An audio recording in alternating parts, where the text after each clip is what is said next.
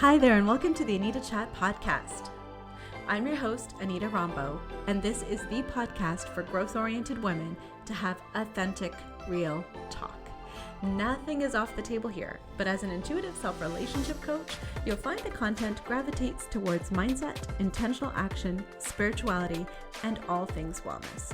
So if you're ready to learn, laugh, show up, and glow up to be the best version of yourself, grab your favorite bevy, settle in, and we've got lots to chat about. Hello, friends, and welcome to another episode of I Need to Chat. I can't believe how fast time is flying. It's already the end of June, and we are at the halfway mark of 2022. It's also the start of a new quarter, and for those of you who have been following the chat from the beginning, you know I like to do a little quarterly audit to keep us all honest in terms of what we are moving towards.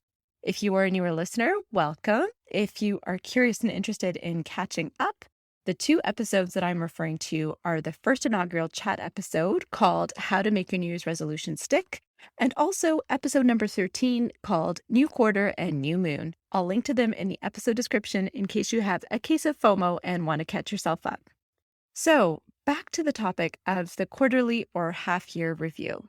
How are you doing? Data show that 80% of people fail to follow through on their New Year's resolutions by February. And I'm guessing that's because January is a really amazing time for us to want to start on a clean slate and we're all gung-ho. And then by the time February rolls around, some of that novelty has worn off and real life has crept up. And now, 6 months out from this time, we may need some tips on how to get to the finish line with your goals. So that's what we're going to dive into today. But number one, if you are one of those people that have failed to follow through on their New Year's resolutions or their goals or their habits, or just could feel like they could use a little kickstart, I don't want you to get disheartened. I want you to give yourself grace if you feel behind, because as long as you are still making your goals a priority and not abandoning them or putting them off for another year, you are still in the game. There are 6 months left of the year, and that is tons of time to make progress and see results. I want you to keep moving forward no matter what. In fact, you may wish to check out another chat episode that was, I think, number 17, words that I'm swearing by these days, which I'll also link to in the episode description, because in that episode, I dive into how small changes compound over time to make big results. So please don't give up. Please don't get disheartened. Just keep going. So let's talk some basics to help you get to that finish line and help you get stuff done. My first piece of advice is to get specific. So let's say you wanted to lose weight or read more. That's not specific enough of a goal or habit to support results or to say whether you were successful or not. So if you are in, or if you've ever been in the corporate world, you may be familiar with SMART goals, S-M-A-R-T, where each of those letters that forms a SMART goals stands for something. S stands for specific, M stands for measurable, A stands for achievable, R stands for realistic, and T stands for time-based. And when you create goals using the SMART goal format, you get really, really specific. And that laser-focused vision of letting you know exactly what you're doing and by when you're doing it really allows you to hone in on your vision and therefore create specificity in terms of your action plan.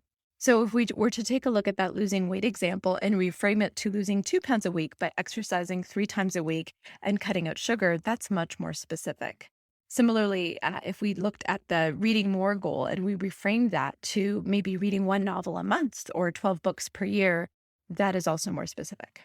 So vague goals don't get results. You need to be specific in your goal setting so you can create a specific action plan. And that is where a timeline comes in handy too. If you are a procrastinator or a perfectionist especially, set a firm date by which something needs to get done and don't budge on it. So that is get specific. And my second piece of advice is get grounded. I've mentioned this a few times in other episodes related to various topics already, but it is so important to ground yourself in a why that resonates with you. If the reason you made that goal isn't compelling, enticing, interesting, or exciting to you, chances are you aren't serious about it. You need to know who you are doing this for and how this will impact you and others, and really get fired up about it. It's hard to get to the finish line. Any kind of results that you want to get in life take work. And so getting clear on your why and using that as an anchor will help move you along, especially in those times where things are tough. So that's get grounded. My next piece of advice for you is get accountable. It's super easy to drift from the goals, right? On a day to day, we are bombarded with things that we need to do. And building on all the things I just went over, if you aren't specific and grounded in your why, it makes it even easier to lose sight of what you want to achieve. This is where accountability is key. Tell everyone and anyone what you are working on. This is how you can make fear of failure and fear of judgment work for you. Look for accountability in terms of peers that have similar goals as you. And I may be biased as a coach, but this is also where coaches play a pivotal part in your success. For me personally, I walk my talk. I have accountability groups that meet regularly related to my writing, my coaching, and my business. And I also have a coach that I'm working on for these exact same things. So I find that even though you may have supportive friends and family members, they may not necessarily know the ins or outs or understand the nitty-gritty of what you're working on. So it's nice to have them as a support system, but it's really great to have an accountability group where you are getting support from people that are doing things with you. So you can offer that mutual support and understanding, but you also get that added benefit of troubleshooting. When it comes to coaches, on the other hand, I really find them to be an invaluable resource because coaches have already been there, done that. They're not in the trenches with you. And so they're able to shine the light and illuminate the path forward for you. They can help you see the path. They can show you alternative options or approaches. They can really help you through your own mindset blocks and hold you accountable at the same time. So in my mind, all of those are really critical, having people in your corner cheering you on, people on your path, and people showing you the way. That's the way to get to your goals. So get accountable. And my last tip for you in terms of how to get shit done is to get moving. Goals are not going to complete themselves. So each day, I want you to commit to taking a step towards your goal. It doesn't matter how big or small.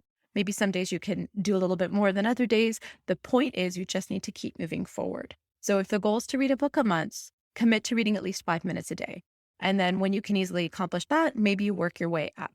Or maybe you do 5 minutes a day on super busy days and 20 minutes a day on days where you have more time, like the weekends.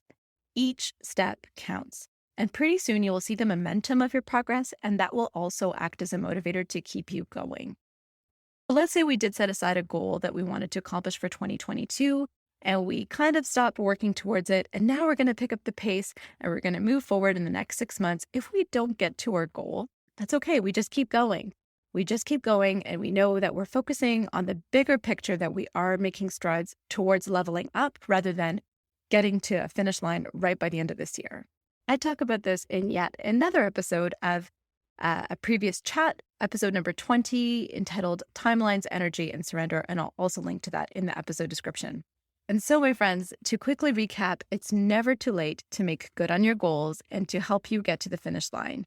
And in order to do so, consider getting specific, getting grounded, getting accountable, and getting moving.